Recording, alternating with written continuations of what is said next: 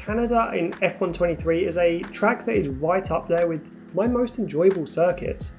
It's fast and flowing with a really good combination of mid to high speed corners and long straights. This track can lead to some of the more enjoyable races due to the ease of overtaking thanks to those long straights, combined with a constant danger of those walls being pretty close by.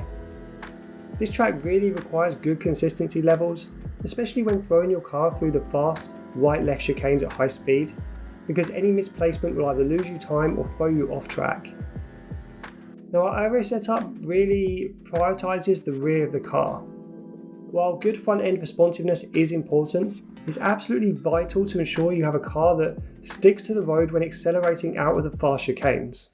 If you have a slightly rear loose end, you'll really struggle to get the power down out of these corners, and it'll be easy pickings along the straights that follow. Go with 23 at the front of the car and 24 at the rear. This will induce a little bit of understeer, but this is much more manageable than an unpredictable rear end. A transmission setup of 50% for both your on-throttle and off-throttle diff will also target these fast corners. The low on-throttle differential will improve the ease when accelerating out of each corner, helping you apply more throttle sooner. And the low off-throttle differential will help to combat some of the understeer from our aero setup. It allows the car to rotate more on the approach to corners. For the suspension geometry, go with -2.6 and -1 for the camber, and then go with 0.02 and 0.16 for the toe.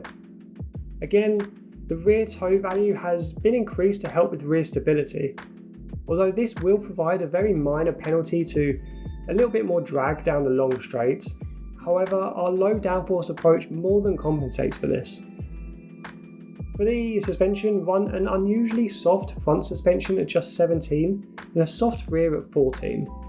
Then go for 7 and 2 on the anti-roll bars and 33 and 36 for the ride height. This approach will let you ride up and over those rather large curbs that are at the apex of every corner around Canada.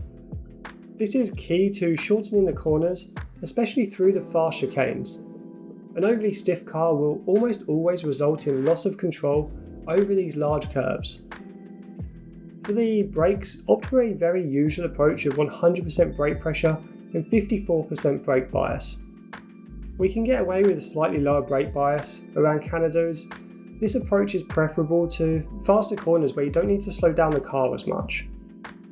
Then for the tyres, set the front pressures to 22.6 psi to promote pretty good responsiveness, and set the rear pressures to 20.2 psi, as this will aid traction and help keep the rear of the car planted to the track surface.